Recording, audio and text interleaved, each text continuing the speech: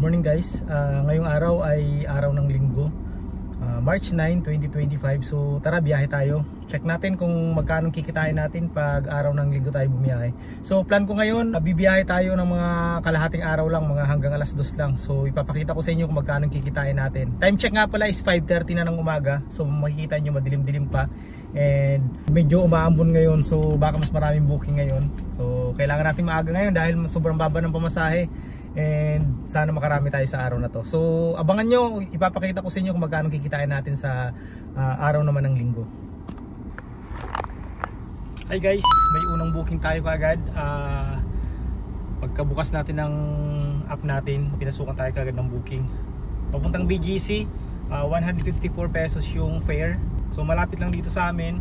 Mabilis lang tumahatid natin sa BGC kasi maaga pa. And Sunday ngayon, wala pa masyadong traffic.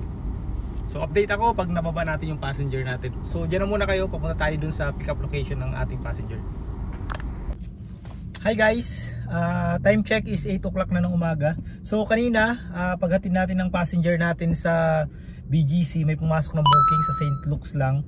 Tapos malapit lang, 80 pesos yung fare, papunta lang dun sa may Kalayaan. And then sa Kalayaan, pagbaba natin ng passenger, pinasukan tayo ng booking papunta dito sa may North Caloocan, dito sa may Camarin, malapit. So ang fare is 520. Bali kulang-kulang isang oras natin biniyahe. So actually malayo 27 kilometers. Tapos yung fare is 520 pesos lang. Pero okay na dahil nga wala naman traffic sa umaga and Sunday nga ngayon. Kaya dito ako ngayon sa North Caloocan. And nag-almusal nga muna tayo dito sa may McDo kasi nga hindi pa tayo nag-almusal. So ngayon tapos na tayo mag-almusal. Open ko naman ulit yung app ko and then bibiyahe tayo ulit. So abangan nyo mamaya kung makakuha tayo ng booking dito. Kung hindi, dire-diretso tayo ang destination natin pauwi ng bahay sa Makati. Pero possible naman, pinapasukan naman tayo ng ganyan. Sana makakuha tayo papunta ng Makati para maganda-ganda yung biyahe natin ngayong araw na to. Hi guys, time check is 9:55 na. So andito ako ngayon sa Caloocan pa rin, pero hindi na sa north. Dito naman ako sa may Grace Park. So malapit dito sa monumento. So kanina galing tayo ng North Caloocan nga sa may Camarin. Pinasukan tayo ng booking naman doon papunta ng Pandacan, Manila. So ang fare is 427 pesos. So maganda lang dahil binalik tayo ng Manila kanina from North Caloocan. Kahit pa paano 427 pesos okay na rin. And then pagka baba ng passenger natin, pinasukan naman tayo ng booking. Galing din doon sa may Pandacan, papunta rito naman sa may Grace Park, dito sa may monumento, sa may Caloocan pa rin. And then nandito nga ako ngayon, kakababa lang ng passenger natin. Tapos update ko kayo pag pinasukan tayo ng booking ulit. Ngayon nga pala mayroon na tayong 1,300 plus na kinita. So mag video ko ulit pag may nakuha tayong passenger dito sa Caloocan naman. Hi guys, time check is 11:30 na ng umaga. Dito tayo ngayon sa Mall of Asia. Kakababa lang ng passenger natin na hinatid dito.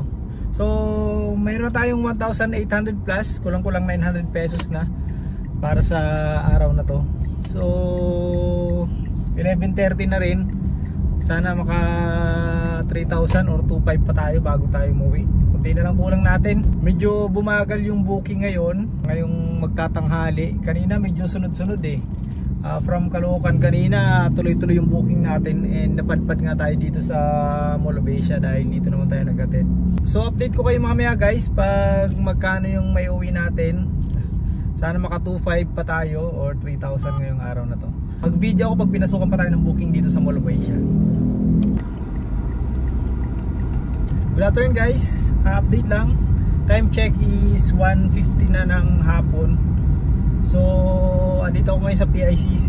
Nahatid na natin yung passenger natin. So pauwi na ako ng bahay kasi inaantok na tayo. So kanina, di ba nasa Mall of Asia tayo, pinasukan tayo ng booking nun papuntang Malate, galing Mall of Asia. Tapos from Malate, pinasukan tayo papuntang SM Makati. Tapos yun, tuloy-tuloy na yung booking. And after noon, nag-set na nga tayo ng my destination. And pinasukan nga tayo papunta dito sa PICC. Malapit na rin to sa bahay, pero nakaset pa rin ako ng my destination. Hindi ko pa rin pinapatay. Pero feeling ko hindi na ako papasukan ito ng booking kasi nga malapit na to. So yun guys, bali overall naka 14 jobs tayo ngayon, 14 na pasahero tayo, and kumita naman tayo ngayon ng 2,550 pesos. Tapos meron din naman tayong tip na mga nasa 50. So parang nasa 2,600 pesos yung kinita natin ngayon. Nag-start tayo ng mga 5:30 ng umaga. Tapos ngayon nga is 1:15 na. So parang nasa kulang-kulang 8 hours din yung biyahe natin. Pero kanina nga pala guys, nagpatay pa tayo ng app nung umaga dahil nag-almusal tayo. So siguro mga 1 hour din yun or mga 30 minutes mahigit. So pag kinumpute mo, nasa 7 hours lang talaga yung tuloy-tuloy natin na biyahe. And meron nga tayong 2,600 pesos. Take note guys, ngayon ay weekend, Sunday ngayon. And maganda lang bumiyahe pagka ganito dahil walang traffic. Kanina lang medyo bumagal yung pasok ng booking, pero saglit lang naman yun, mga 30 minutes siguro. Tapos after nun tuloy-tuloy na rin yung booking. Kung hindi nga lang ako nag-set ng my destination, kung hindi lang tayo medyo inaantok, siguro kaya pa natin hanggang 3,000, hanggang alas 3 or alas 4 siguro. Pero ayos na yan dahil nga pahinga naman tayo. And tomorrow is Monday, coding tayo nun, pahinga ulit.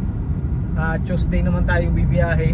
Nga pala guys, ngayon medyo mababa na talaga yung pamasahe sa Grab. Kanina nga nakailang cancel ako. Kasi nakita ko yung lalo na yung mga malalayo, katulad kanina papuntang Marikina. So kinancel ko kasi mababa masyado yung pamasahe. Tapos pag chinek mo sa Waze, matagal bago mo mahatid kasi medyo matraffic, magkukonsume ka ng mga 1 oras. Tapos yung fare mga 300 plus lang. So nagka-cancel tayo pagka ganon. Pagtingin natin medyo talo yung pamasahe. Pero syempre hindi naman lagi tayo pwede mag-cancel ng marami. So limit lang din yon.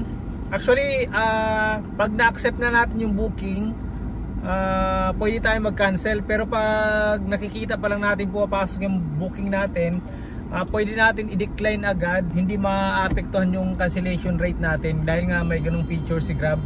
Makikita mo kung saan papunta yung booking ng pasahero. And pwede mo i-decline siya kaagad pag hindi mo gusto yung biyahe. So yun lang guys, naka 7 hours din tayo na biyahe ngayon. Actually guys, yung 7 hours compare dun sa mga empleyado, yung 7 hours kasi natin dito sa Grab, start na yun ng booking, start na yun ng kita natin. 7 hours na pagbiyahe natin, start na agad pag alis pa lang ng bahay.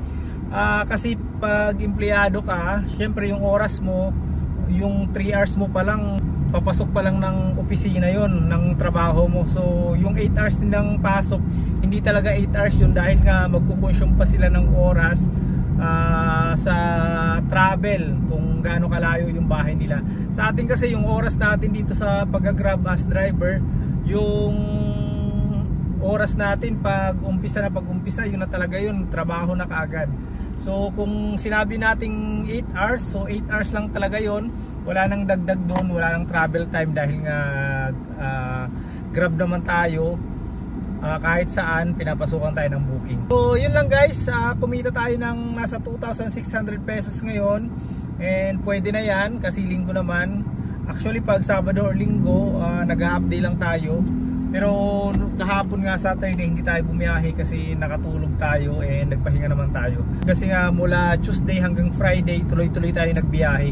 Kaya Saturday nagpahinga naman tayo, tapos kanina maaga tayo nagising. Kaya bumiyahe tayo naman. So yun lang guys, sa mga nagbabalak dyan pumasok dito sa GrabCar, yan yung mga oras ng biyahe ko. Mga oras na walang traffic, lalo na pag weekend, wala masyadong traffic, masarap bumiyahe, tuloy-tuloy, and hindi masyado abala. Katulad ngayon, kanina makulimlim, hanggang ngayon umaambon nga kanina, pero maganda kasi hindi mainit, hindi magastos yung aircon natin, nakatulang tayo, minsan 1 nga lang pag walang pasahero para hindi magastos sa gas. So Yun lang guys, maraming salamat. Nga pala sa mga hindi pa nakasubscribe, please subscribe sa YouTube channel natin.